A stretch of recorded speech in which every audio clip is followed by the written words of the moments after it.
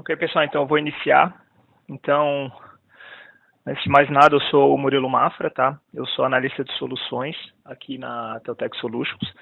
Eu sou analista de soluções para a parte de route switching, wireless e vídeo monitoramento, ok? E aqui eu vou já iniciar compartilhando aqui minha tela. Ok. Então, o webinar de hoje, ele é voltado para fundamentos de Wi-Fi. O que eu quero mostrar para vocês aqui é uma parte mais básica de como funciona o Wi-Fi em si. Então, não é focado em nenhum fabricante específico. É só para vocês terem um overview melhor de como a tecnologia funciona e como que ocorre a comunicação do cliente com o AP. Ok? Então, só lembrando vocês aqui que caso vocês tenham alguma dúvida, que por favor coloquem ali na aba de perguntas e respostas para a gente poder tratar elas aqui sem dar interrupção para a Bex, ok? Vamos lá, então.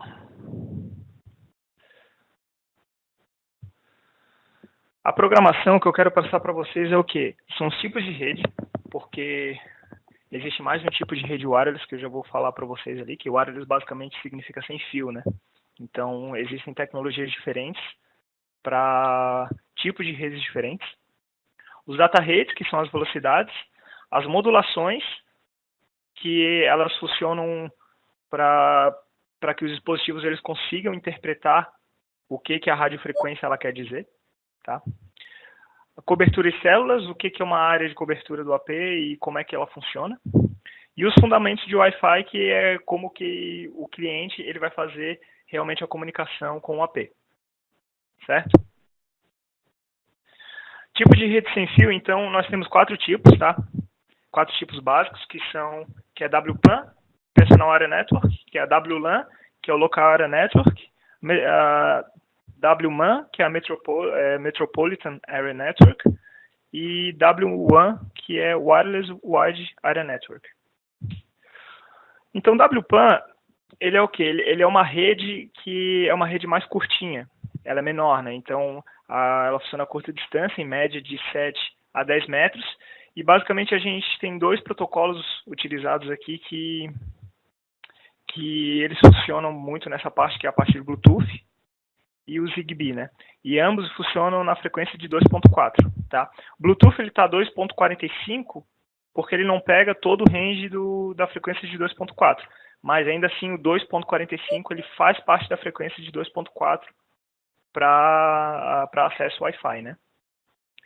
A gente tem o WLAN, que ele é o foco desse webinar, que ele pega numa média de 100 metros, mas também depende da tecnologia e da velocidade que está usando, que ele funciona nas frequências livres de 2.4 e 5 GHz. A gente tem a WMAN. WMAN, a gente pode dar aqui o exemplo do WiMAX, que ela funciona bem focada também para a última milha. O WiMAX, no caso, deixa eu pegar um controlezinho aqui, aqui. Um brinquedinho aqui que daí eu posso mostrar para vocês.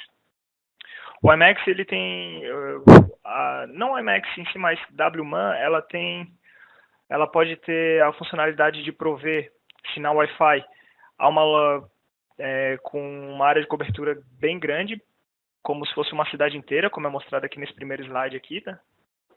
Nessa primeira gravura, onde aqui uma antena ela está provendo sinal para uma cidade inteira, ou pelo menos aqui para um quarteirão, ou nessa gravura de baixo, onde tu consegue, na tua última milha, colocar a comunicação WiMAX, onde tem aqui um receptor, que ele vai jogar aqui para um modemzinho, e esse modemzinho que vai pegar o sinal da sua rede local, que vai transferir tudo aqui pelo WiMAX. Então, essa última milha ela é usada para casas que elas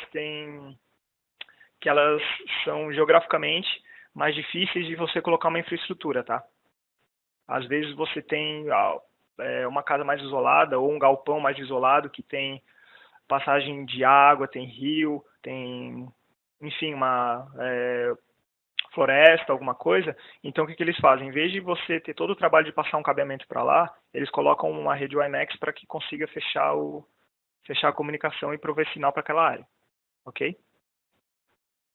E a WWAN, que ela funciona de modo global. Aqui a gente pode usar como exemplo a GSM, que é a rede de celulares, né? Então, no caso, a WMAN, ela pode realmente chegar a uma escala global, e aqui no Brasil, ela funciona em 4 bandas, tá? Ou 4 frequências. Ela funciona na 805 MHz, 850, desculpa, MHz, 900 MHz, 1800 MHz ou 1900 MHz.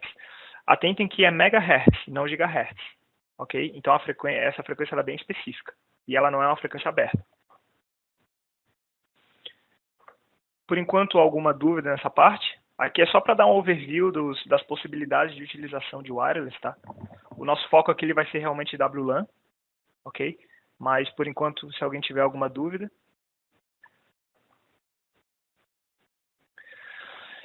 Então, data rates. Os data rates, eles são basicamente velocidades, tá? Ao longo do tempo, elas foram desenvolvidas várias tecnologias para você conseguir, basicamente, melhorar a sua velocidade com a utilização de wireless, certo? Então, aqui eu estou apresentando para vocês as tecnologias que foram implementadas, com a frequência de utilização dela e o máximo de data rate que ela consegue atingir, certo? Então, considerando que você vai utilizar no melhor cenário possível, você consegue chegar naquele data rate ali, ok? E um detalhe que eu quero atentar aqui também é que data rate não é throughput, tá? Então muita gente acha estranho porque o throughput ele não bate com a velocidade do data rate, mas é isso mesmo. Eu vou explicar mais ali para frente qual é a diferença, mas o throughput ele depende do data rate, só que o data rate ele passa mais informações do que só os dados que você quer transmitir. Então ele não consegue, o throughput ele nunca chega no máximo do data rate, ok? Aqui eu estou dando um exemplo para vocês, deixa eu pegar aqui aqui. Esse aqui é um exemplo da tecnologia 802.N, tá? N ele opera nas duas frequências, 2.4 e 5. E aqui eu tenho uma tabela onde ele está mostrando várias informações como modulação, coding, o data rate em si, que aqui, por exemplo, são essas colunas.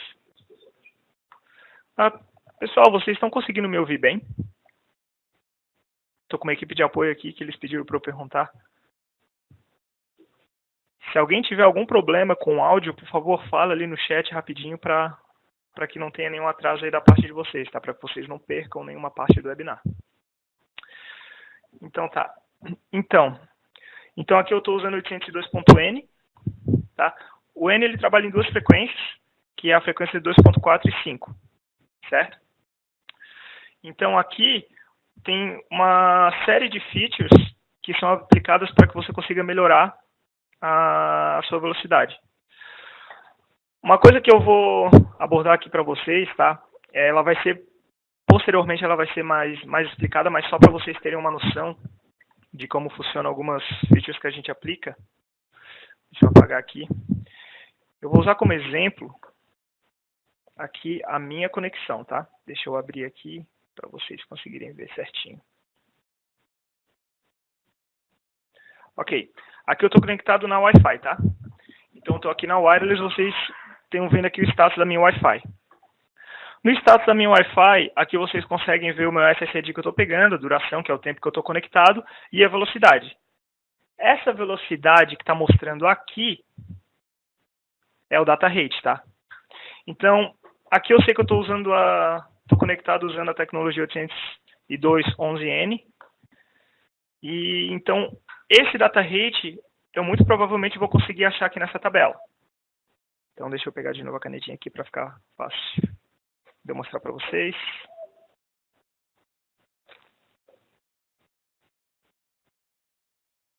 Aqui, 144.4.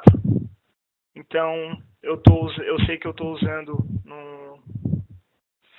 a 20 MHz, que é o tamanho da radiofrequência, o tamanho do canal, né? Então, 144 está aqui, ó. O que isso quer dizer, tá? Esse 144, aqui nessa tabela, está dizendo que eu estou usando esse coding rate e essa modulação. Então, eu estou me encaixando no MCS, que é o Modulation and Coding Scheme, de 7 utilizando 2 Special Streams. Tá? Special Streams ele foi abordado num webinar passado pelo Alessandro. Então aqui eu estou mostrando para vocês de uma forma prática como ele funciona. Se vocês pegarem essas mesmas features e aplicarem a só um data stream, aqui no meu computador eu estou usando 2, tá? Ele é para dar metade desse valor. Então é 72.2 a princípio.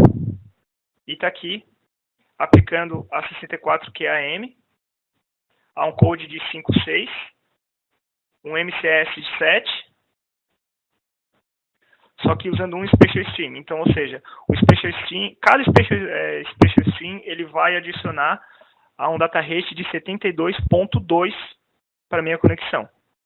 Então, 2 Special Streams, que é o que eu estou pegando, ele chega a 144. E também, na largura aqui do canal que você utiliza, a gente tem a agregação de canal onde ele pode chegar a 40 MHz. Então, 40 MHz é o dobro que 20? Não, é mais. Aqui eu mostro para vocês que com 2 Special Streams, utilizando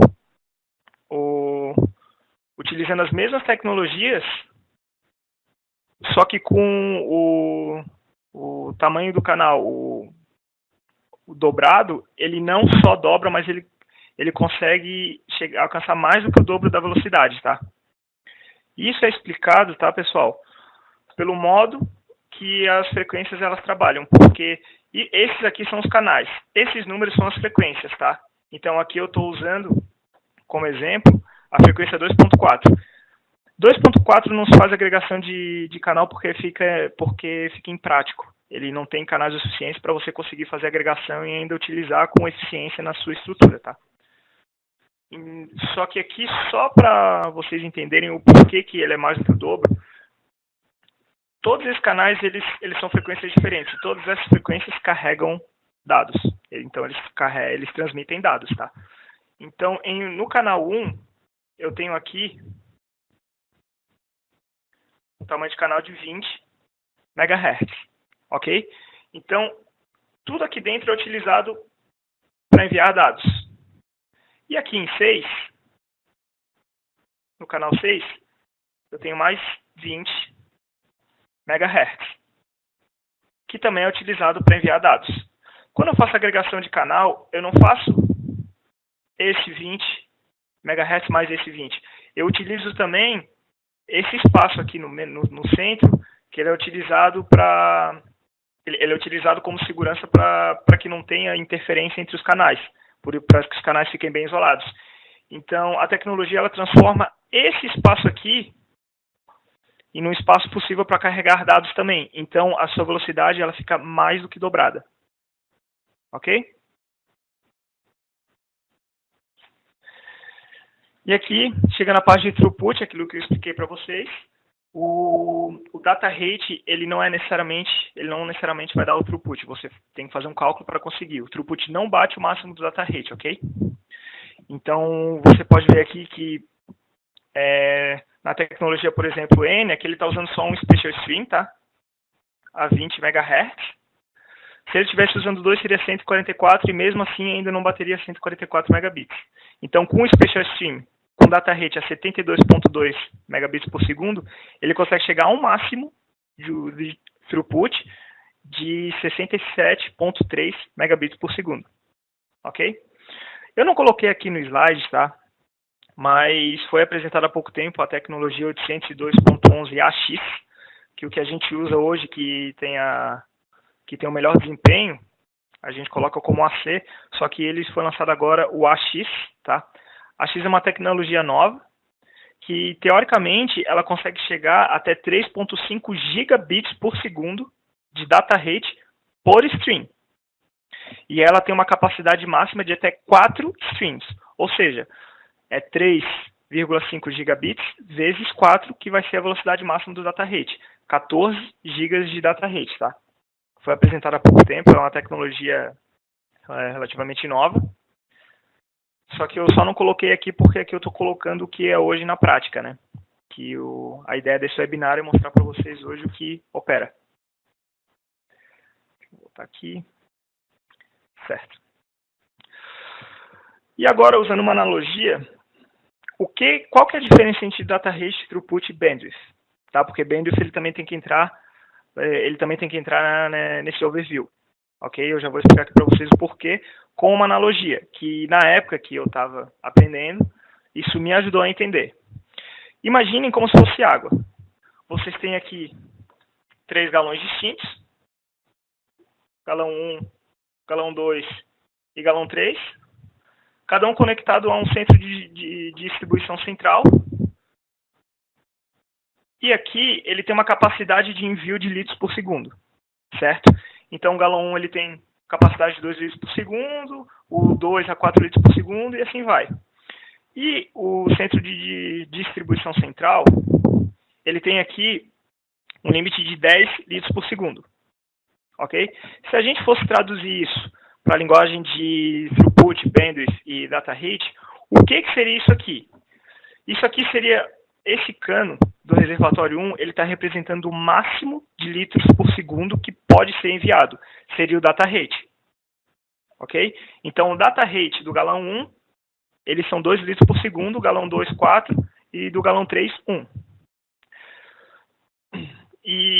Mas a quantidade que passa ali não é necessariamente 2 litros por segundo do galão 1. O galão 1 ele pode estar enviando 1 litro por segundo, mas ele tem uma limitação de 2 litros por segundo. Então, ele funciona, o data rate, ele vai funcionar aqui, ele vai dar um máximo de pacotes que podem passar ali, só que não necessariamente ele vai usar tudo sempre. Ok? A mesma coisa com o bandwidth. O bandwidth, aqui no caso, ele está sendo representado pelo 10 litros por segundo, que é aqui no galão central. Ok? Então, o bandwidth, nesse caso, ele vai estar sendo utilizado como limitador. Ele tem um limite de 10 litros por segundo. Se todos os 3 galões eles estiverem jogando água com a máxima capacidade, vocês somando ali, vocês vão ver que são 7 litros por segundo chegando à distribuição central, e a distribuição central tem um bandwidth de 10 litros por segundo. Ou seja, ele está recebendo 7, ele consegue mandar 7 e ele não atinge o 10. Nesse caso, 10 litros seria o bandwidth, os 7 litros por segundo que estariam vindo desses galões 1, 2 e 3 aqui para o central e sendo transmitidos seria o throughput, e a capacidade de cada galão, a capacidade máxima de cada galão de enviar água seria o data rate. Ok? Basicamente é isso que está acontecendo aqui. Deixa eu apagar aqui minha bagunça. Então, basicamente é isso que está acontecendo aqui. Você tem 3 notebooks, cada um conectado com uma velocidade diferente de data rate, que eles estão associados a um AP que tem um bandwidth de 1 GB por segundo. Ok? Então, o throughput ele é o dado que realmente passa, ele é a quantidade de dados que realmente é enviado. O data rate ele é o máximo de velocidade que alcança, não necessariamente são os dados que são passados. E o bandwidth é o limitador da saída ali do AP, que é 1 GB. Certo? Se não ficar claro essa minha explicação, por favor avisem para tentar explicar de uma outra forma, tá? Porque isso aqui gera dúvida. Algumas vezes o cliente atinge o data rate, só que ele não consegue alcançar aquela velocidade quando ele faz uma verificação na rede dele e gera dúvida do porquê que não bate as velocidades. Certo? Alguma pergunta sobre os data rates? Sobre throughput ou bandwidth? Tudo ok aí? Beleza. Passando agora para a modulação, tá?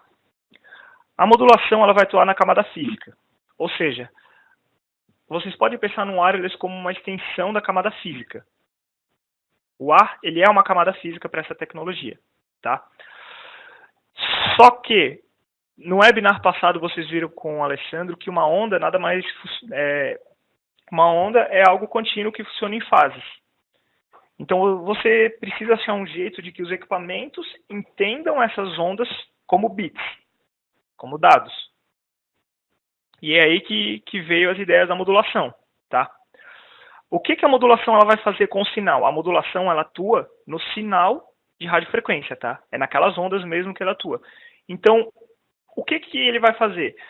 Para ele conseguir achar um jeito de transmitir isso, ele tem que achar alguns padrões para alguns bits específicos, certo? Então, eles atuam modificando a amplitude do sinal, a fase do sinal e, em algumas modulações, até a própria frequência do sinal. Então, ele consegue mudar um pouquinho a frequência do sinal para indicar que são bits diferentes. Enquanto mais complexa é a modulação, melhor é o data rate que você consegue. Porque a modulação ela consegue aplicar várias técnicas simultaneamente para indicar a passagem de bits pelo ar, que daí o AP vai entender e o cliente também ele vai entender. Eles têm que estar sincronizados no tipo de modulação que eles estão usando, né? O cliente não pode estar utilizando um tipo de modulação que o AP não entenda ou vice-versa. Eles têm que estar alinhados para que tipo de modulação vai ser utilizada na hora da conversa deles. Então, a modulação ela sempre busca, além do padrão, mitigar interferência e ruídos, que degrada a qualidade do sinal, e ele sempre busca a praticidade em receber e transmitir, mas isso está diretamente relacionado com também a intensidade do sinal que você recebe, que eu vou explicar ali em seguida, ok? Aqui, eu estou mostrando para vocês um padrão de onda, que é um padrão de onda comum, tá? Ela está completando duas fases completas. Deixa eu pegar aqui a canetinha. Aqui. Então, aqui você vê que ela está completando duas fases completas, certo? Então, isso é uma onda, ponto. Não tem nada aplicado nela ainda. Precisamos fazer com que essa onda envie sinais. O aparelho tem que entender que isso aí são bits que estão sendo enviados. Então, eu quero transmitir um data stream de 1001. Quando estava sendo pensado, eles estavam pensando como que seria essa transferência, eles tiveram algumas ideias e aqui eu expus duas para vocês.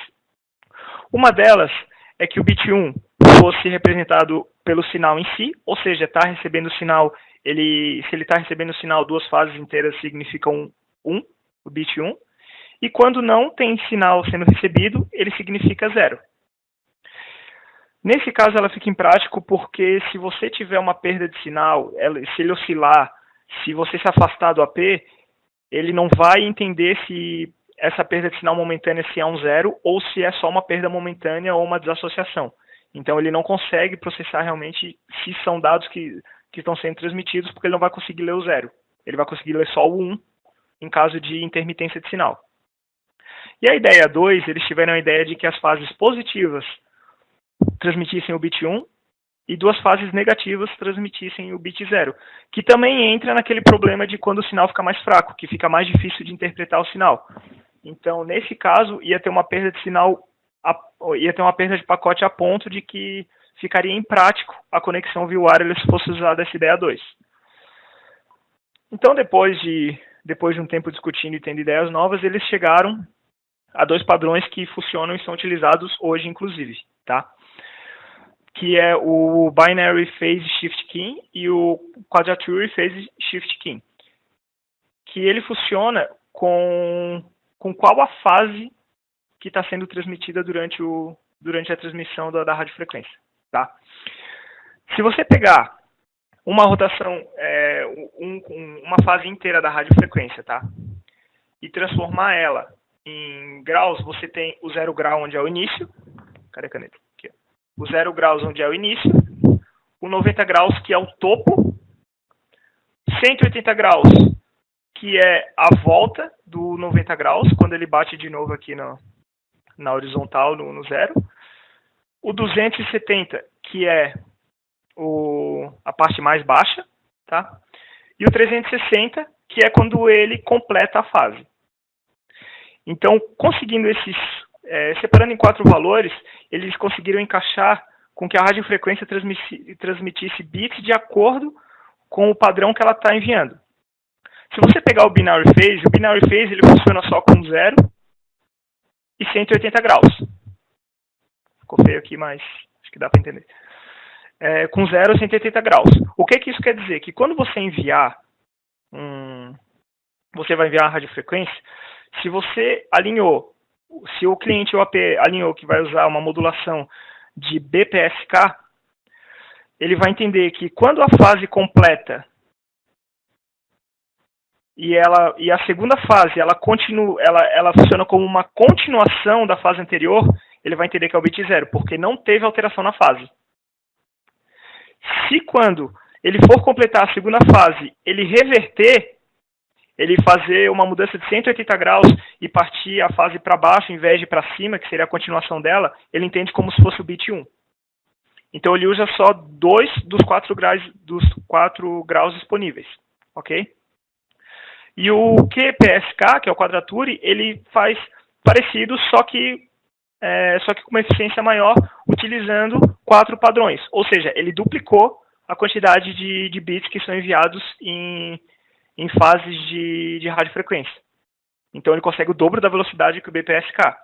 Ele faz isso sempre indicando que 90 graus, que depois de completar 2 fases, se ele mudar a 1 grau de 90 graus, ele sabe que o bit é 0,1. Então ele não envia só um bit, ele está enviando 2 bits com um padrão só. Ok? E é isso que a modulação ela procura fazer. Ela acha um padrão de como as ondas de radiofrequência têm que ser traduzidas para bits e processadas como dados. Ok? E aqui eu estou mostrando para vocês uma junção, tá, de tecnologias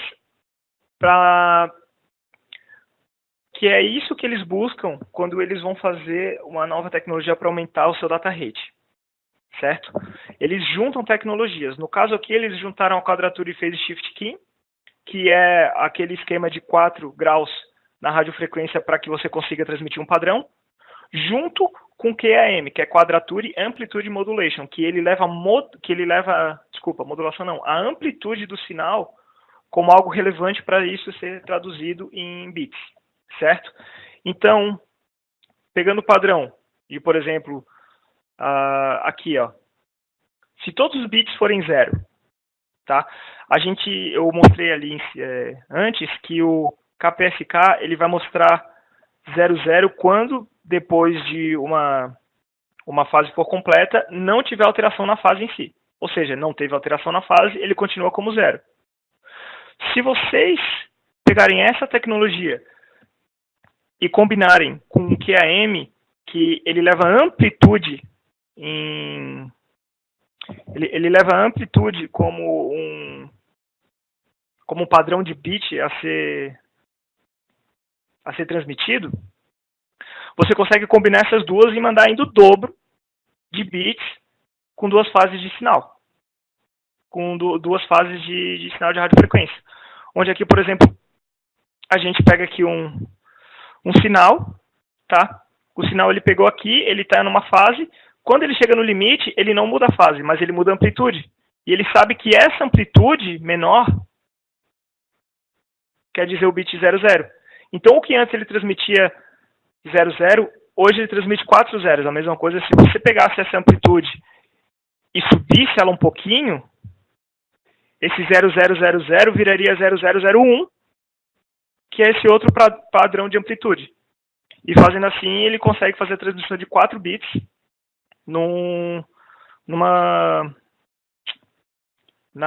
quando ele completa a fase. O que antes era 2 virou 4. E assim eles vão agregando modulações para que eles consigam fazer com que a velocidade seja melhor. Tá? O que já é bom começar a pensar é o quê? Se ele leva a amplitude do sinal como um valor a ser calculado para passagem de bits, você tem que começar a se preocupar com a intensidade de sinal que o seu cliente recebe e a nitidez do sinal. Porque se você tem uma perda de sinal, se o sinal ele fica mais fraco, a amplitude ela muda. Então a amplitude está diretamente relacionada com a qualidade de sinal que você recebe. Se a amplitude chega muito baixa para você de uma maneira constante, o cliente ele não vai conseguir fechar uma modulação boa o bastante com AP para que ele consiga dar um data rate de melhor qualidade. Ok? Então aqui já é bom ir pensando que a modulação mais complexa ela depende de um sinal mais forte para que ela possa atuar na radiofrequência. Certo?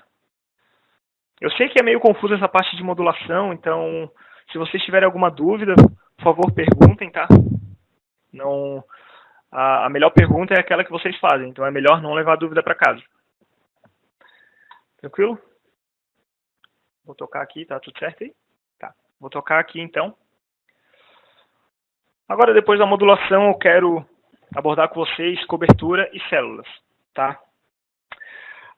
Uma área de cobertura de um AP ele tem uma antena, e essa antena ela transmite sinal.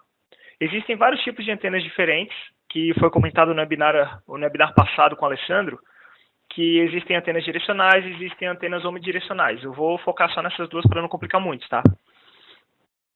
Então, a omnidirecional, ela transmite o canal para todos os lados, ou seja, ela forma uma célula mais circular. Então, essa célula que o AP tem, que vai fazer, que é o que os clientes escutam na hora de conseguir um sinal de wireless, certo? Então, o cliente tem que estar dentro da célula do AP para conseguir escutar o AP. Essa célula, a gente normalmente chama de BSS ou BSA, que é Basic Service Set ou Basic Service Area, tá? Quando você está dentro de uma célula, Quando você está dentro de uma célula, de acordo com a sua distância do AP, você consegue uma intensidade de sinal, certo? A intensidade de sinal é medida em dB, e essa intensidade de sinal é o RSSI, que é o Relative Received Signal Strength. É a intensidade do sinal que o cliente está recebendo do AP, e vice-versa também, porque o AP também tem que receber sinal do cliente, tá? SNR é uma relação entre o ruído do meio com a intensidade de sinal. Então, melhorando a intensidade do sinal com um ruído muito grande pode não necessariamente ser tão proveitoso, porque o ruído ele pode chegar a sobrepor o sinal, a comunicação não acontece, tá? A gente tem o EIRP, que é o cálculo total de dB que o AP consegue enviar no ar. Isso ele é calculado, tá? De um modo que o quê? Você tem um dB, você tem uma força de transmissão. Essa força de transmissão, ela passa, digamos, por um cabo e por uma antena. O cabo, ele dá uma perda para o sinal, porque você tem aqui um dispositivo que vai mandar um sinal e um cabo que vai transmitir. Então, nesse cabo, ele vai ter uma perda. E aqui tem uma antena, onde essa antena vai dar um ganho para o sinal, vai fortificar e vai transmitir. O EIRP, ele é a relação total, tá? Ele é a intensidade de sinal, depois o cálculo total da perda do cabo com o ganho da antena e a emissão para o ar, certo? Ou seja, a diferença dele do RSSI é que o RSSI ele está mostrando a a qualidade do sinal, a força do sinal que você está recebendo. E o EIRP, ele mostra qual que é a intensidade do sinal que consegue ser enviada depois de toda a perda e ganho que o AP tem antes da enviação desse sinal, certo? A gente tem o ESS, que é quando é a junção de dois Basic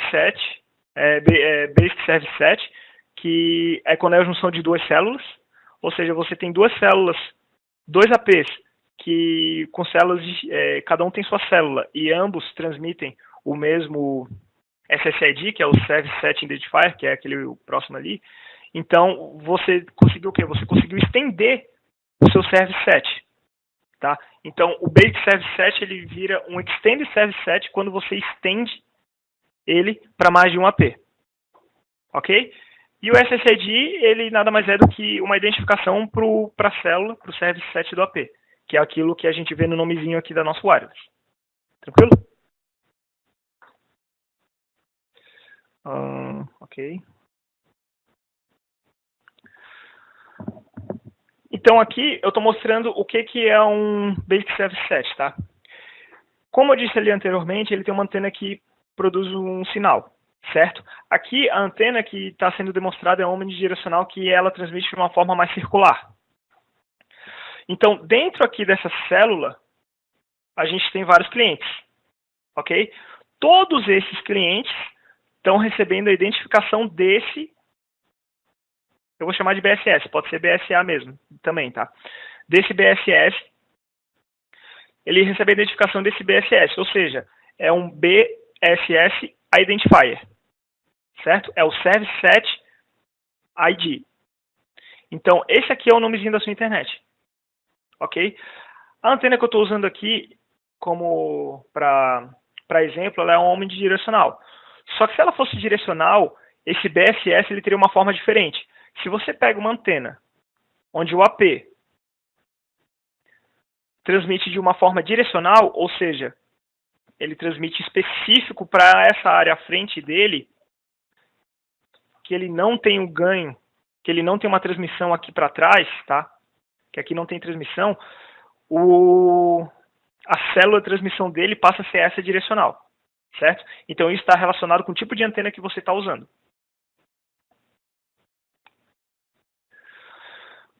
Obviamente, né, clientes fora do BSS não conseguem ouvir o sinal, não conseguem receber a emissão de sinal do AP, então eles não conseguem ver qual que é o SCD que o AP está transmitindo, certo? Junto disso, eu quero lembrar uma coisa para vocês, que é o quê? O AP ele possui uma antena. Ele precisa de uma antena para poder transmitir e receber o sinal. O cliente também. Então, o meu celular ele tem uma antena. E essa antena, ela transmite e ela recebe pacotes do AP também. Ou seja, você não trabalha com uma antena, você trabalha com duas. Existe um problema chamado Asymmetric Power Problem, que é quando o cliente ele está dentro da célula do AP, ou seja, ele consegue escutar a antena do AP, só que o AP não consegue escutar o sinal do cliente, porque a antena do cliente é muito fraca. E então tem que se atentar que o que você recebe aqui no seu notebook, tá, é o sinal da antena do AP. Se você quiser ver a intensidade assertiva que o AP está recebendo o sinal do cliente, você tem que ir lá no AP e ver como é que está o RSSI dele, ver como é que está o RSSI do cliente. Então isso também tem que ser algo a ser levado em consideração quando você faz a distribuição de sinal, tá? É a área de cobertura do AP e se o AP pode escutar o cliente. Por isso que às vezes não adianta você colocar a área de cobertura do AP o máximo possível, o mais forte possível, se a antena dele vai chegar no cliente, só que a transmissão do cliente não vai chegar no AP, certo?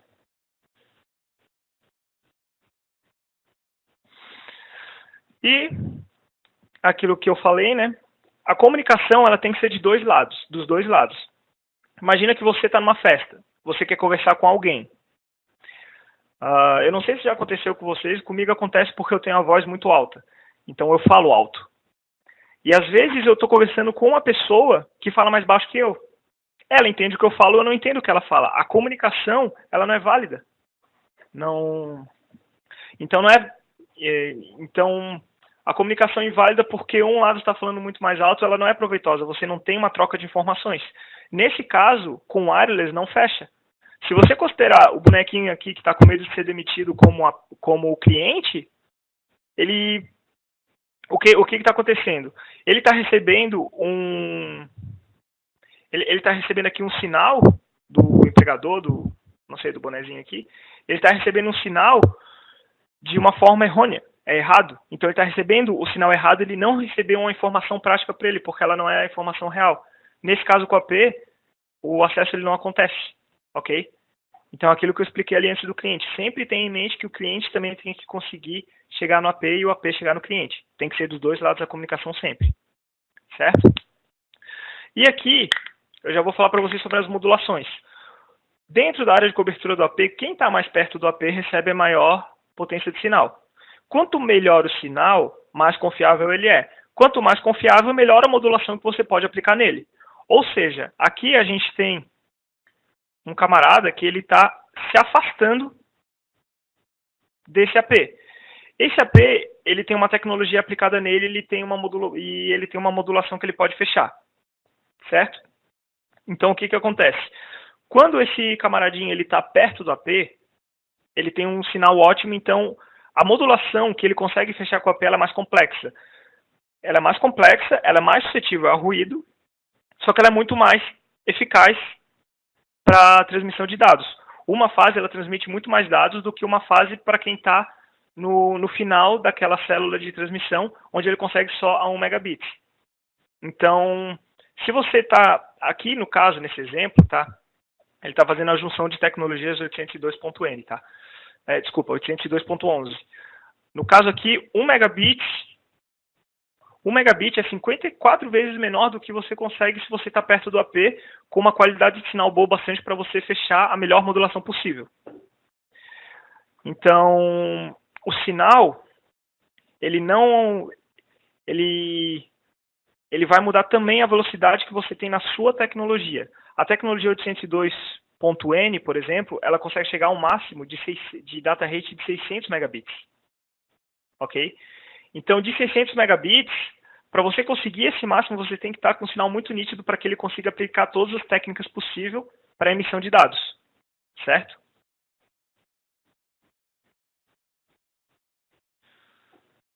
E, além disso, com afastamento não é só a perda de sinal do AP, mas aumenta o ruído do meio. Se você está a 2 metros do AP, o ruído ele é muito menor do que se você está a 15 metros. Porque você tem ali um gap de 15 metros onde pode ter ruído. Esse ruído, tá? A gente diz como... A gente fala ruído de uma forma genérica, mas pode ser N coisas. Pode ser uma comunicação Bluetooth, que ele está causando interferência. Pode ser um micro-ondas. O micro-ondas, ele transmite literalmente micro-ondas. Micro-ondas são em forma de radiofrequência.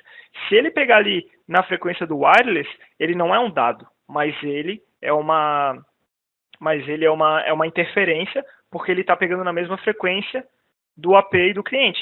Então é um ruído.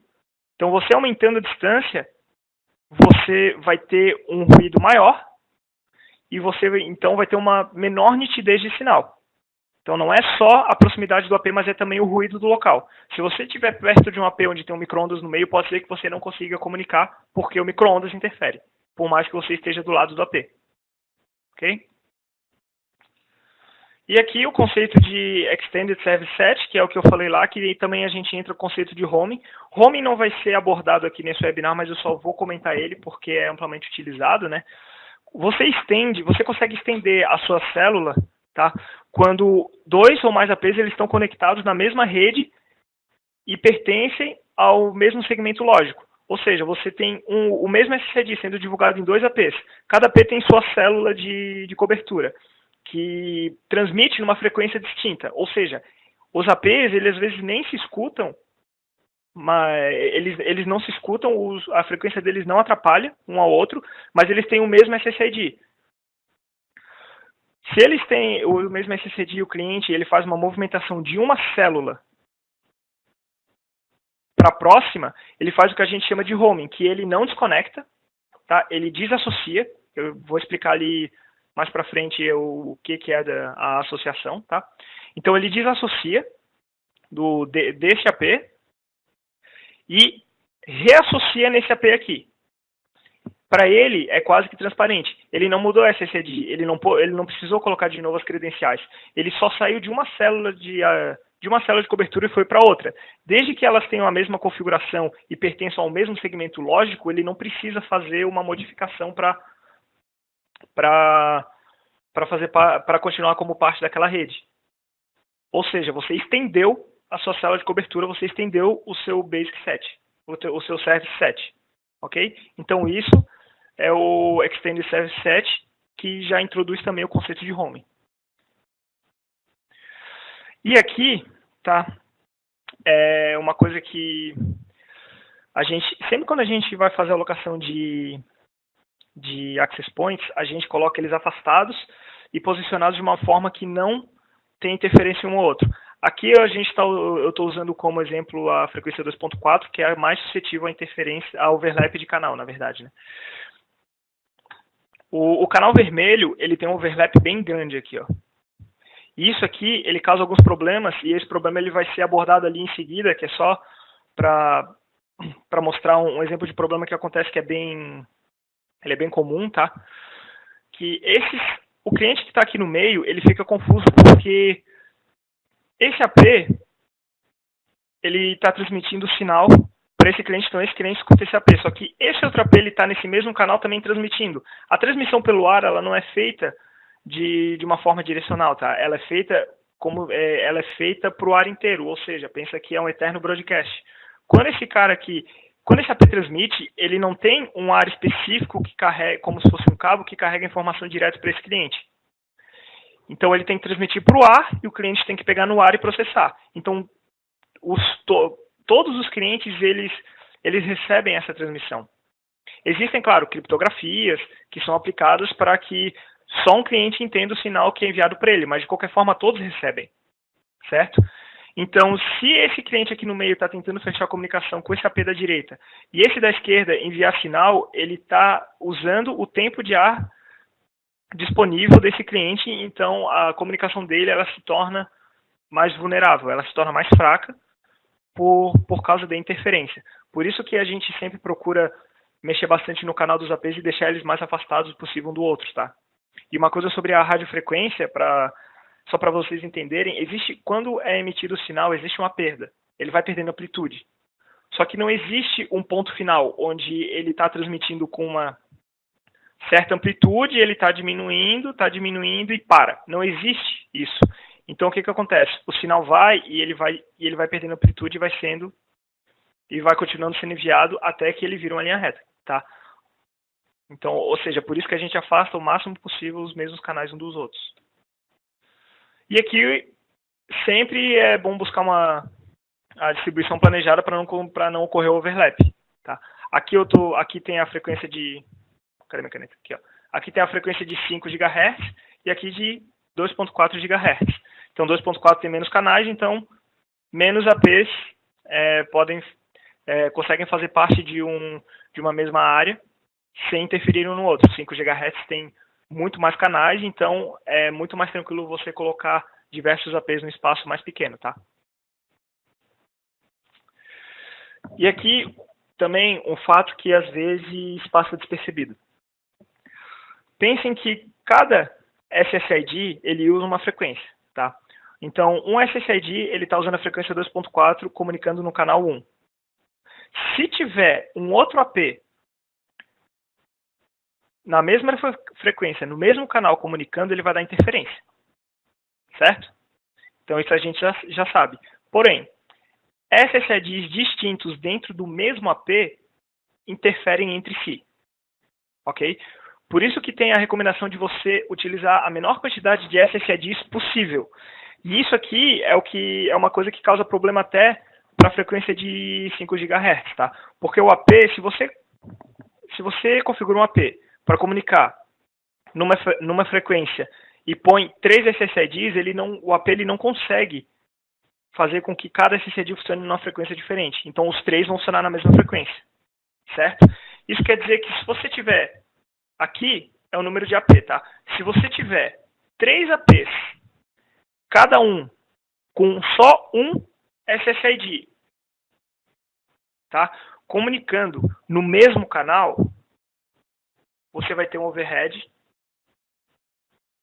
de 9,67%, aproximado, né?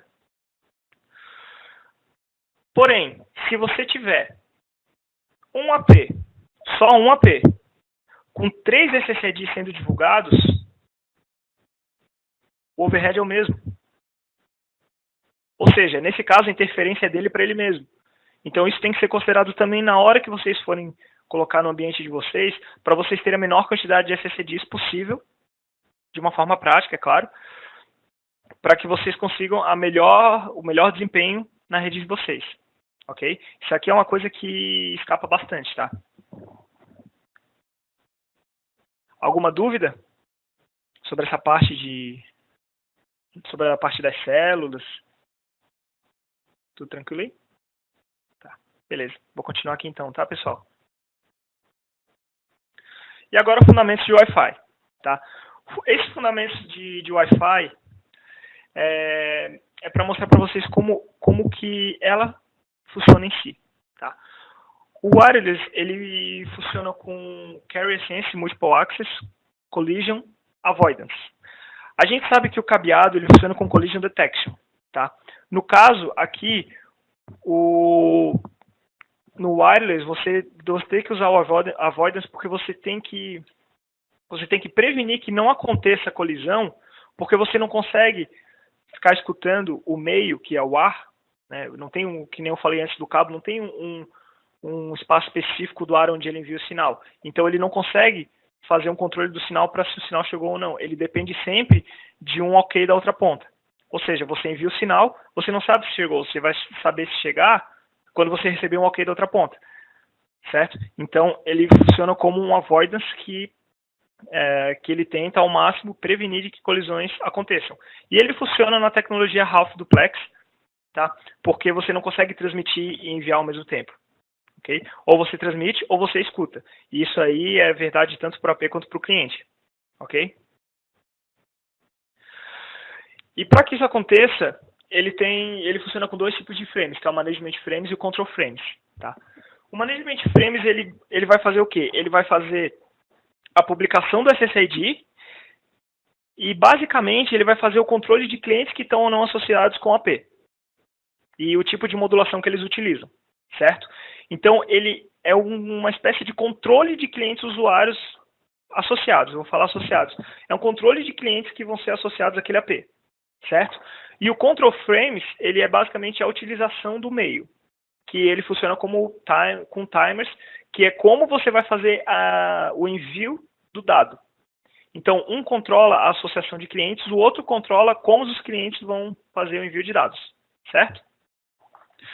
Então, aqui eu deixei listado aqui a parte de os frames. Aqui são os frames que vão ser abordados. Existem mais, só que esses aqui é só o fundamento, então eu vou abordar só esses aqui que são os mais básicos.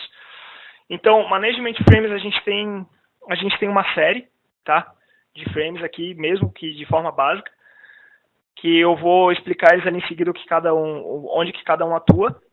E aqui os beacons, tá? Os beacons é bom você focar neles porque muita gente acha que beacons ele só envia o SSID. Não necessariamente. Na verdade, ele tem mais um monte de informações que são utilizadas pelo cliente, tá? Então, quando o AP ele viu um beacon, o beacon ele tem sim a informação do SSID, só que ele também tem outras coisas embarcadas que fazem sentido de acordo com as features que você tem aplicado no seu cliente. Eu vou abordar isso aí em seguida, tá? E os Control Frames, eu vou apresentar os 4 principais, certo? Então, Management Frames, como eu falei, tem os beacons, né? Os beacons, eles são enviados em média 10 vezes por segundo, ok? E eles são broadcasts de informações do AP, que normalmente o pessoal vincula isso diretamente ao SSID. Sim, ele divulga o SSID, porém isso é de forma opcional, tá?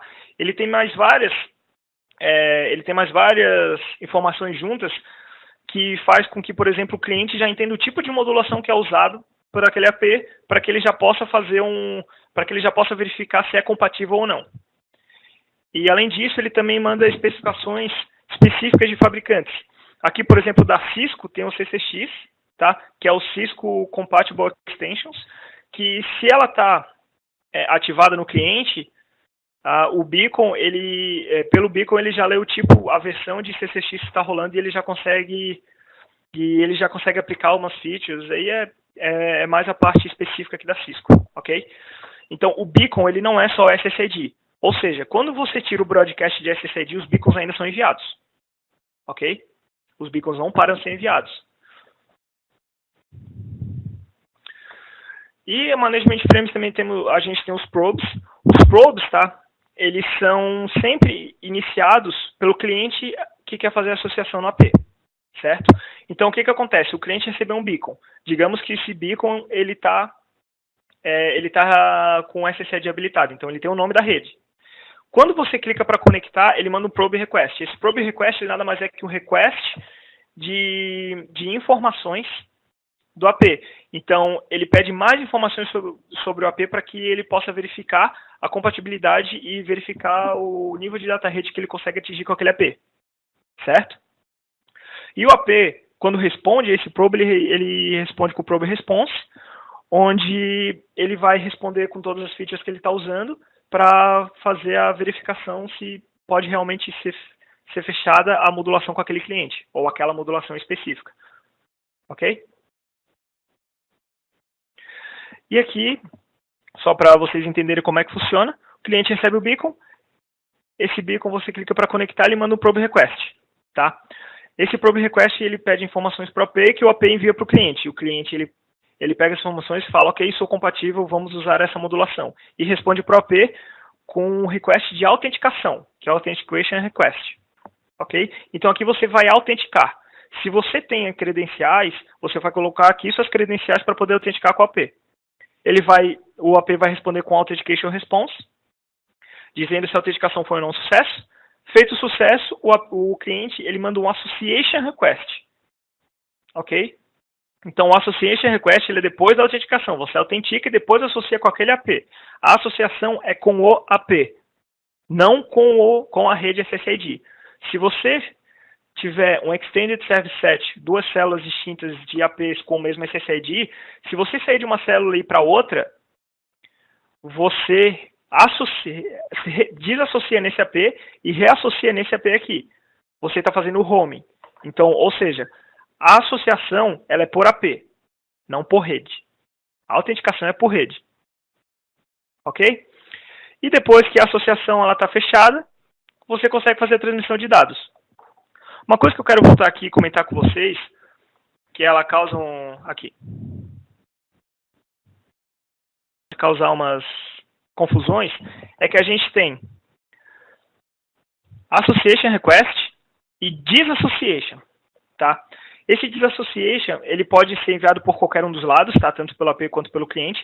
Quando você está fazendo a passagem de uma célula de transmissão para outra, e você vai fazer o roaming, você manda um Disassociation para o AP que você estava, da célula que você estava, e você manda um Reassociation Request para o novo AP que vai receber você na célula. Então, nesse caso, o Reassociation não é para se você cai da rede nem nada. O Reassociation ele é para o acontecimento do roaming. Você desassocia de um AP e reassocia a outro. Então você manda o Disassociation para o AP que você estava e você manda a reassociação para o AP onde você vai ficar. Certo? E a Deauthentication, é o DAuth, né, que a gente chama, aí sim você está encerrando a sua comunicação com aquela rede. Ou seja, quando você perde a autenticação com a rede, você não tem associação com a AP. Certo? Vou voltar aqui. Ok. Feita essa parte, você está associado, você consegue enviar dados. Perfeito. Você está com o sinal bom, você está com a modulação fechada, você já tem um data rate, você consegue ouvir o AP, ele te escuta, você consegue enviar dados. Certo?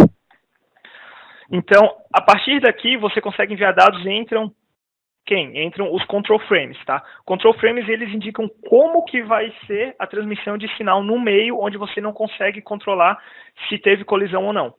Basicamente, ele usa timers, ok? Então, como é que ele funciona? Antes de mais nada, o AP vai escutar. Ele vai escutar o meio. O meio está livre? Sim, ok. O meio estando livre, o que ele vai fazer? Ele vai aplicar um DIFS,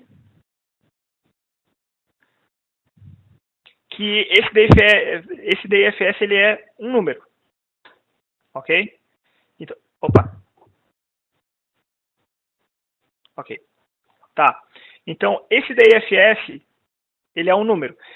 Ele é o quê? Ele é o timer inicial que vai ser utilizado para envio do pacote. O meio tá ok, ele vai enviar, ele usa um DIFS. Esse DIFS, então, ele põe um timer. Esse timer, ele pega um timer. Esse timer, ele é chamado de back-off timer, que é um tempo que ele vai começar a contar de maneira regressiva. Para quando ele chegar a zero, ele poder enviar. Certo? Mas enquanto ele está fazendo essa contagem, ele está escutando o meio. Se durante a contagem ele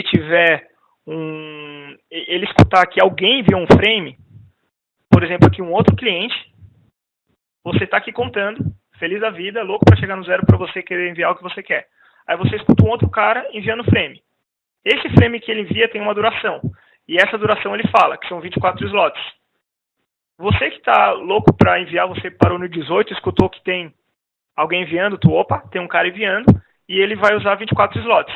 Você pega o 18, que é o número que você parou do seu back-off, e você estipula um novo valor de alocação de vetor. Tá?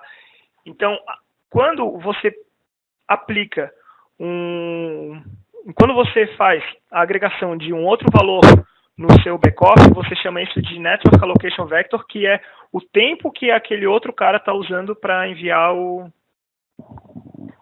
que é o tempo que aquele outro cara está utilizando para enviar o pacote. Tá? Então aí você faz o cálculo aqui do novo Network Allocation Vector e você chega a um novo número 48. E você começa a contar de 42. E você começa a contar de 42 para baixo. Quando 42 chegar em 18, que é o número que você estava, esse cara vai ter terminado de transmitir e o ar vai estar livre de novo. Você vai poder continuar daqui para baixo até que você chegue a 0. Certo? Aqui é uma explicaçãozinha. Você escuta. O ar está livre? Ok. Então você começa a contagem de backoff com o tempo aplicado que esse tem pelo DIFS, certo? Quando você está fazendo a contagem, sempre tenha em mente que essa contagem, o valor utilizado, ele na verdade ele é randômico, tá? Ele não é um valor presetado. Esse valor ele é o que chama de contention window, que é uma janela de contenção. Okay? A janela de contenção ela tem um número mínimo e o máximo ele pega de modo randômico para ele ver de onde que ele vai começar a contar. Daí para frente, se ele escutar que tem um frame sendo transmitido no meio, aí ele põe os slots que foram usados para aqueles frames para que ele faça a alocação de vetor e comece a contar dali para que não tenha uma colisão com o outro cliente que esteja enviando. Certo? Então aqui ele está explicando que você está contando aqui quando você chegou a 10, você vê que o meio começou a ser utilizado por um cliente usando o frame com a duração de 18 slots. Então ele aplica 18 a esse 10, que o Network Allocation Vector vira 28. Então ele começa a contar de 28 para baixo até chegar a 0, certo? Quando ele finalmente chega a 0, ele consegue enviar o pacote dele. Okay? Enviando o pacote, é aquilo que eu falei, você envia o pacote e você precisa de uma confirmação para saber que chegou. O tempo entre o envio do pacote e o envio da confirmação, que é o ACK, ela também tem um timer, tá? O timer, nesse caso, ele é chamado de SIFS, tá? Que é o Short Interframe Space. DIFS não sei se eu comuniquei, mas ele é Distributed Interframe Space, ok? Então ele manda um SIFS para que tenha um espaço entre o pacote enviado e o ACK do AP. Depois daquele tempo ali, ele manda o ACK. Quando ele recebe o ACK, ele sabe que o pacote ele foi entregue. Depois que a passagem de dados foi feita, ele já recebeu o ACK do AP, ele escuta de novo, ele faz de novo o processo, esperando um DFS para começar de novo todo o processo para envio dos próximos pacotes. Ok? Ou seja, ela é bem trabalhosa e os equipamentos... por isso que dá muito problema quando é utilizado a mesma rede de uma forma simultânea. Alguns conseguem, outros não, porque são esses timers trabalhando, tá? Porque se eles não trabalhassem, ia ser muito pior. Porque ia ter colisão de pacote, ia ter perda, e não tem como ter a gente tem que realmente usar um avoidance, porque não tem como a gente ter um controle dos dados que são enviados no meio, se o meio é o ar. Ok?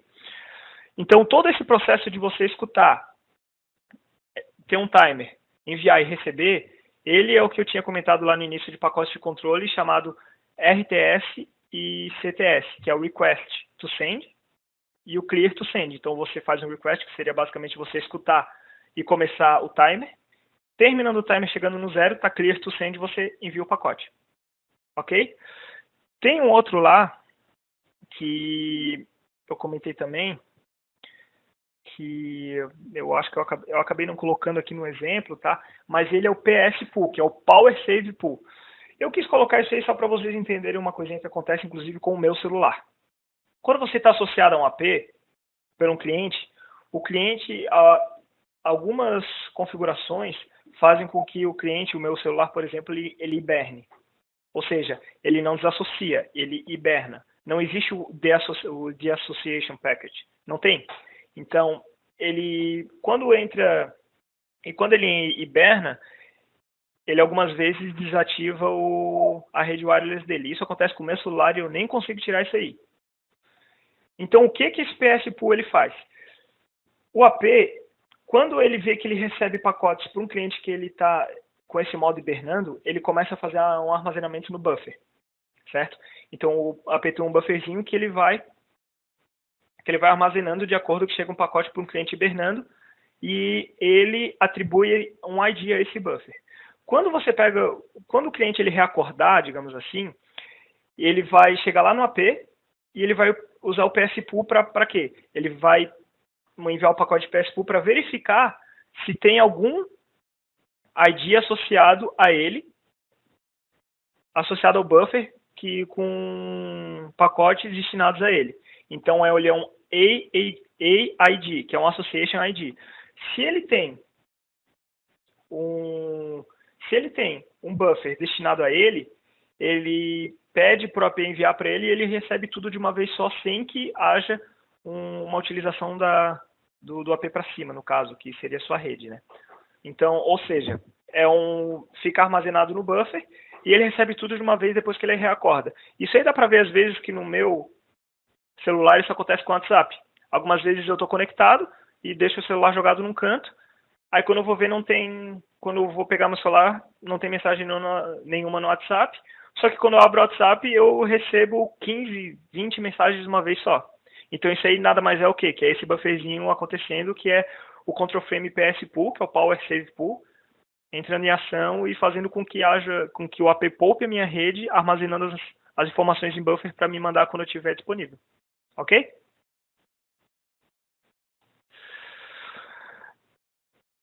Certo? E aqui, tá? Esse aqui é um problema que eu queria abordar com vocês, que é o quê? Quando eu comentei antes que existe um problema quando o cliente ele está aqui numa área onde ele consegue ouvir dois APs na mesma frequência, isso está relacionado aos frames de controle, ao control frames, tá? Porque o que acontece? Você sabe que quando o ar está ocupado, ele aplica um timerzinho, que é o contention window. Então ele vai aplicar e ele vai chegar a um novo valor que é a alocação de vetor, né? Só que o que acontece? Quando o cliente ele está no local onde ele recebe frames de APs distintos na mesma frequência, esse cara está associado com esse AP e ele está escutando o meio porque ele quer enviar um pacote. Algumas vezes, um outro cliente associado a esse AP, tá, começa a enviar um frame e ele escuta esse frame sendo enviado a esse outro AP. Aí o que acontece? Ele aplica um contention window, ele vai lá no contention window e aplica contention window não. Ele pega aqui o timer utilizado nessa comunicação e aplica no back-off dele, para ele ter uma nova alocação de vetor e recomeçar a contagem de um número maior. Ou seja, o ar de comunicação com o AP que ele estava vinculado, que ele estava associado, está livre, só que de um outro AP que está usando a mesma frequência não está. Só que ele mesmo assim aplica o timer, porque quando é enviado no ar, ele é enviado broadcast, ou seja, todos escutam. Então esse cara ele tem uma degradação na eficiência dele de envio de pacote, simplesmente porque ele está alocando um timer de uma comunicação que não está sendo feita com o AP dele. E isso é chamado de exposed terminal, tá? Isso é um problema que ele acontece, ele é bem comum, já existem tecnologias que amenizam isso, só que é só para vocês terem noção de que isso ainda acontece, tá? Em ambientes hoje de produção você consegue pegar isso aqui. Ok? Alguma dúvida sobre o fundamento de Wi-Fi, pessoal? Eu sei que eu falo um pouco rápido também, então se tiver algum problema aí, vocês comuniquem, tá? Basicamente, o que eu queria apresentar no webinar era isso, ok? Esse webinar de fundamentos de Wi-Fi, para vocês terem um overview melhor de como funciona a comunicação em si, não só chegar lá, conectar e, funciona ou não funciona, para abrir um pouco a cabeça de vocês, para entenderem o que mais funciona dentro do Wi-Fi do que só uma emissão de pacote e ponto. o que que tudo pode influenciar e como ele funciona para melhorar a experiência do usuário, tanto em termos de data rate como sinal, né? Então, eu espero que vocês tenham gostado, tá? Espero que vocês tenham gostado aí do webinar. Espero que eu tenha conseguido ser o mais claro bastante para que vocês me entendam.